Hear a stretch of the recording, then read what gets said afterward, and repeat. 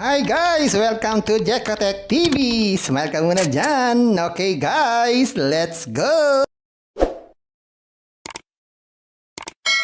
Ayan guys, ito yung kanilang sign-in form. So hindi pa tayo pwede mag-sign in. Mag-sign up muna tayo. Click natin itong sign up. Yan, maglagay tayo ng phone number, tapos password, tapos yung invitation code, tapos click itong send, marireceive po yung verification code. Parang ganito lang. Yan, pag meron ng ganyan, click lang itong send. Yan, marireceive natin yung code.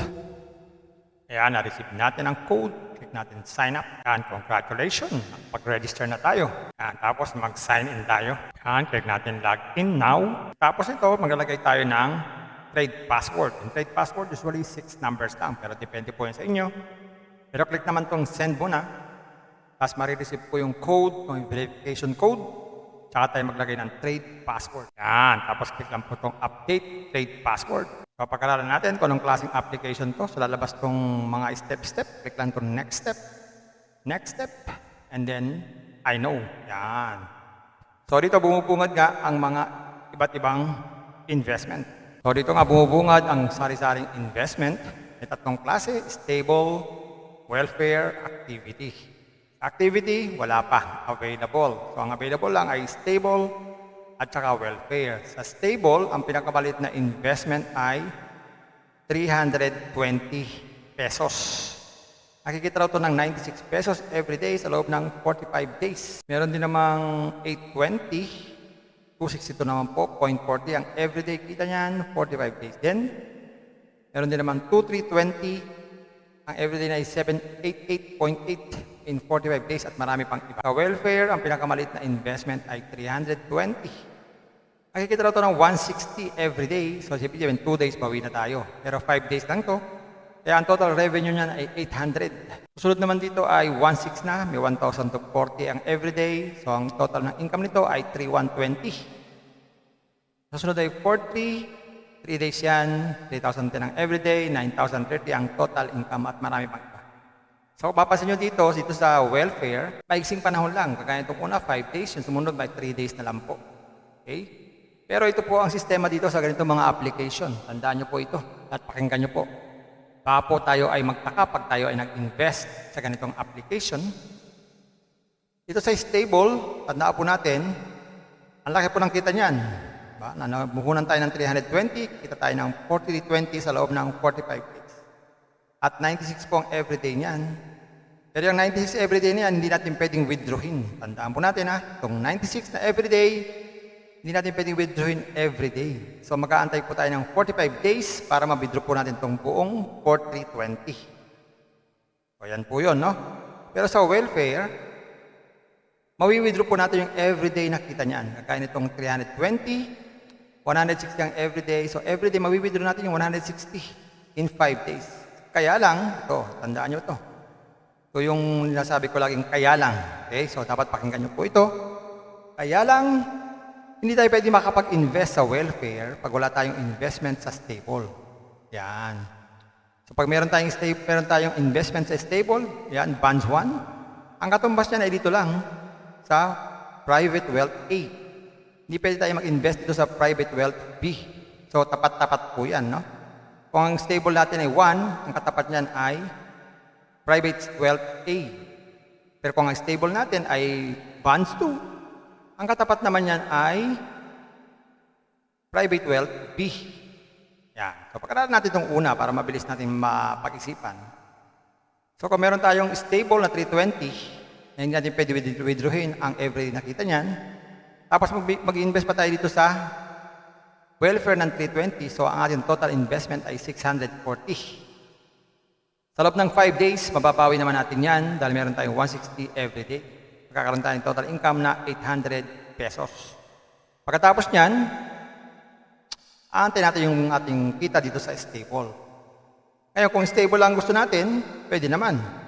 Kaya lang, mag-aantay tayo ng 45 days bago natin mabawi yung ating puhunan. At hindi tayo pwede makapag-invest sa welfare lang.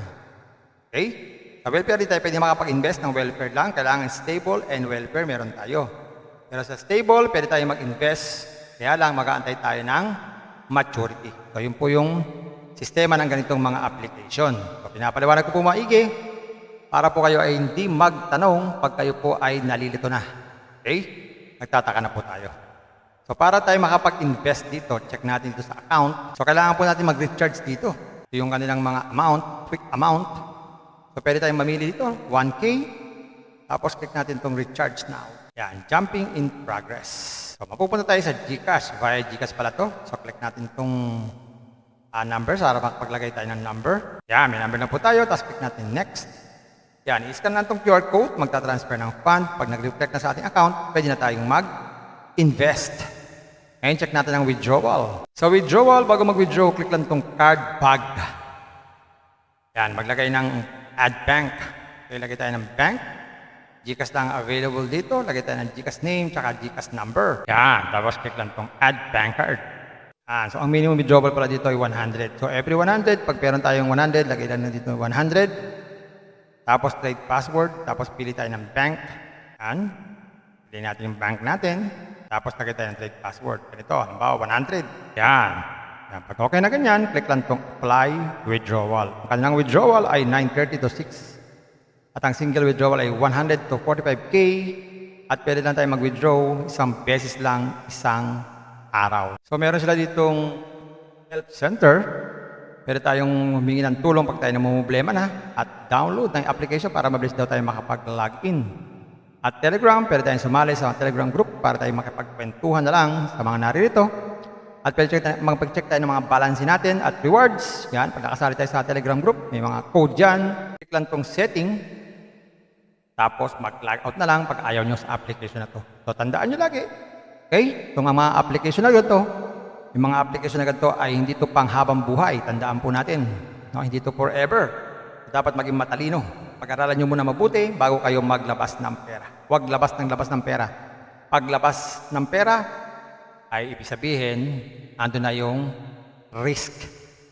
Okay? Maaaring natin mabawi ang ating puhunan, maaaring mabawi natin.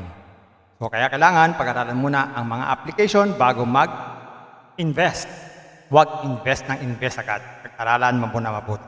Okay? So, pag-aralan nyo na, sinabi ko na kung paano to umiikot itong application na to. Nasa sa inyo yan kung kayo ay papatol dito. Pampaalala, ang ganitong mga application, minsan tumatagal, pero minsan sandaling-sandali lamang. Kagaya itong application na to, ang hula ko dito, tatagal ito mga 4 to 5 days. Pag sumobra dyan, swerte na tayo. Kaya maging mag-ingat sa ating pag-i-invest. At kung wala kayong pag-invest,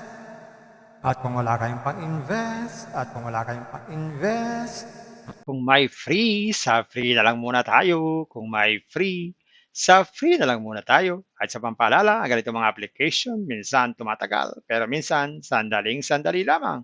Kaya maging maingat sa ating pag-invest. Paring paalala, sabi po sa 1 Timothy chapter 6 verse 10, for the love of money is the root of all kinds of evils, is true this craving that some have wandered away from the faith and pierced themselves with many pangs. Totoo po ito. Ang pera naman ay hindi masama. Yan ang ginagamit natin sa pang-araw-araw natin buhay, pambili ng bigas, ulam, sapatos at iba pa. Pero ang babala dito ay yung pag-ibig sa pera. Pag tayo po umibig na sa pera, maaari tayong makagawa ng sari-saring kasamaan. Yan po ang kinauugatan, yung ating pag-ibig sa pera. Kaya ito po ay isang babala. Dahil ang ating ibang mga kasama natin ay nawala na sa pananampalataya. Mas pinili nilang ibigin ang pera. Hindi natin alam kung nasaan sila. Kaya pinag-iingat po tayo dito. Mag-iingat po tayo sa pag-ibig sa pera. Bye-bye. Ingat lang sa pag-invest. Bye. Hi guys! Welcome to Jekotech TV! Smile ka muna dyan! Okay guys, let's go! And guys, ito yung kanilang sign-in form. So, hindi pa tayo pwede mag-sign in. Mag-sign up muna tayo. Click natin itong sign up. Yan, maglagay tayo ng phone number, tapos password, tapos yung invitation code, tapos click itong send, marireceive po yung verification code. Parang ganito lang. Yan, pag meron ng ganyan, click lang itong send. Yan, marireceive natin yung code. Yan, na-receive natin ang code. Click natin sign up. Yan, congratulations. Pag-register na tayo. Yan, tapos mag-sign in tayo. Yan, click natin log in now.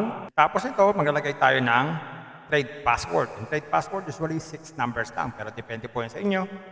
Pero click naman tong send muna. Tapos marireceive po yung code, yung verification code. Tsaka tayo maglagay ng trade password. Yan. Tapos click lang po itong update trade password. So pagkaralan natin kung anong klaseng application to. So lalabas tong mga step-step. Click lang itong next step. Next step. And then, I know. Yan. So dito bumubungad nga ang mga iba't ibang investment. So dito nga bumubungad ang sari-saring investment. May tatlong klase, stable, welfare, activity. Activity, wala pa, available. So ang available lang ay stable at saka welfare. Sa stable, ang pinakamalit na investment ay 320 pesos. Nakikita raw ito ng 96 pesos every day sa loob ng 45 days. Meron din namang 820, 262 naman po, 0.40. Ang everyday kita niyan, 45 days din. Meron din naman 2320, ang everyday na ay 788.8 in 45 days at marami pang iba. Sa welfare, ang pinakamalit na investment ay 320. Nakikita raw ito ng 160 every day. So, sipin 2 days, bawi na tayo. Pero 5 days lang to. Kaya ang total revenue niyan ay 800. Susunod naman dito ay 1.6 na, may 1,000 to 40 ang everyday. So ang total ng income nito ay 3,120. Susunod ay 40, 3 days yan, 3,010 ang everyday, 9,030 ang total income at marami pang iba. So papasin nyo dito sa welfare, maiksing panahon lang. Kagaya itong una, 5 days, yung sumunod may 3 days na lang po. Okay? Pero ito po ang sistema dito sa ganitong mga application. Tandaan nyo po ito at pakinggan nyo po. Baka po tayo ay magtaka pag tayo ay nag-invest sa ganitong application. Dito sa stable, tandaan po natin, ang laki po ng kita niyan. Namuhunan tayo ng 320, kita tayo ng 4320 sa loob ng 45 days. At 96 po ang everyday niyan. Pero yung 96 everyday niyan, hindi natin pwedeng withdrawin. Tandaan po natin itong 96 na everyday, hindi natin pwedeng withdrawin everyday. So mag-aantay po tayo ng 45 days para ma-withdraw po natin itong buong 4320. So yan po yun, no? Pero sa welfare, mawi-withdraw po natin yung everyday na kita niyan. Kaya nitong 320, 160 ang everyday. So everyday, mawi-withdraw natin yung 160 in 5 days. Kaya lang, ito, tandaan nyo ito. So yung nasabi ko laging kaya lang. Okay? So dapat pakinggan nyo po ito. Kaya lang, hindi tayo pwede makapag-invest sa welfare pag wala tayong investment sa stable. Yan. So pag meron tayong investment sa stable, yan, bonds 1, ang katumbas niyan ay dito lang sa private wealth A. Hindi pwede tayo mag-invest dito sa private wealth B. So tapat-tapat po yan, no? Kung ang stable natin ay 1, ang katapat niyan ay private wealth A. Pero kung ang stable natin ay bonds 2, ang katapat naman yan ay private wealth B. Yan. So, pagkaralan natin itong una para mabilis natin mapag-isipan. So, kung meron tayong stable na 320, hindi natin pwede withdrawin ang everyday nakita niyan. Tapos, mag-invest pa tayo dito sa welfare ng 320. So, ang ating total investment ay 640. Sa loob ng 5 days, mababawi naman natin yan dahil meron tayong 160 everyday. Magkakaroon tayo ng total income na 800 pesos. Pagkatapos niyan, aantay natin yung ating kita dito sa stable. Ngayon, kung stable lang gusto natin, pwede naman. Kaya lang, mag-aantay tayo ng 45 days bago natin mabawi yung ating puhunan. At hindi tayo pwede makapag-invest sa welfare lang. Okay? Sa welfare, hindi tayo pwede makapag-invest ng welfare lang. Kailangan stable and welfare meron tayo. Pero sa stable, pwede tayo mag-invest. Kaya lang, mag-aantay tayo ng maturity. So, yun po yung sistema ng ganitong mga application. So, pinapaliwanag ko po maigi para po kayo ay hindi magtanong pag kayo po ay nalilito na. Okay? Nagtataka na po tayo. So, para tayo makapag-invest dito, check natin dito sa account. So, kailangan po natin mag-recharge dito. Ito yung kanilang mga amount, quick amount. So, pwede tayong mamili dito, 1K. Tapos, click natin itong recharge now. Yan, jumping in progress. So, mapupunta tayo sa GCash. Via GCash pala to. So, click natin itong number para mapaglagay tayo ng number. Yan, may number na po tayo. Tapos, click natin next. Yan, i-scan natin itong QR code. Magta-transfer ng fund. Pag nag-reflect na sa ating account, pwede na tayong mag-invest. Ngayon, check natin ang withdrawal. So, withdrawal, bago mag-withdraw, click lang itong card bag. Yan, maglagay ng add bank. So, ilagay tayo ng bank. GCash lang available dito. Lagay tayo ng GCash name, tsaka GCash number. Yan. Tapos click lang itong add bank card. So ang minimum withdrawal pala dito ay 100. So every 100, pag meron tayong 100, lagay lang na dito 100. Tapos trade password, tapos pili tayo ng bank. Yan. Pili natin yung bank natin. Tapos lagay tayo ng trade password. Ganito, halimbawa 100. Yan. Yan. Pag okay na ganyan, click lang itong apply withdrawal. Ang kanilang withdrawal ay 930 to 6. At ang single withdrawal ay 100 to 45K. At pwede lang tayo mag-withdraw isang beses lang, isang araw. So meron sila ditong help center. Pwede tayong humingi ng tulong pag tayo namumblema na. At download ng application para mabilis daw tayo makapag-login. At Telegram, pwede tayong sumali sa Telegram group para tayo makapagkwentuhan na lang sa mga naririto. At pwede mag-check tayo ng mga balance natin at rewards. Yan, pag nakasali tayo sa Telegram group, may mga code dyan. Click lang tong setting. Tapos mag-log out na lang pag ayaw nyo sa application na to. So tandaan nyo lagi. Okay? Itong mga application na ganito, yung mga application na ganito ay hindi to panghabang buhay. Tandaan po natin. No? Hindi to forever. Dapat maging matalino. Pag-aralan nyo muna mabuti bago kayo maglabas ng pera. Huwag labas ng pera. Paglabas ng pera ay ibig sabihin, ando na yung risk. Okay? Maaaring natin mabawi ang ating puhunan, maaaring mabawi natin. So kaya kailangan pag-aralan muna ang mga application bago mag-invest. Huwag invest ng invest agad. Pag-aralan mo muna mabuti. Okay? So pag-aralan nyo na, sinabi ko na kung paano to umiikot itong application na to. Nasa sa inyo yan kung kayo ay papatol dito. Hi guys! Welcome to Jekatech TV! Smile ka muna dyan! Okay guys, let's go!